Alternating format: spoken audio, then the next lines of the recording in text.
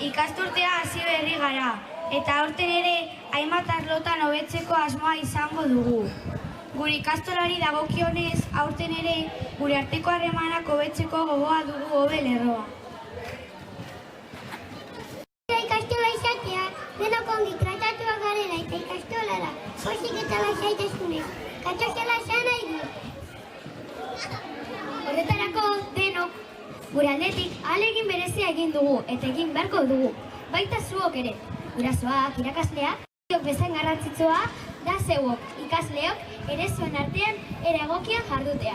Hau da, zuen artean elkar ondo tratatzea, denok gustura egon gaitez.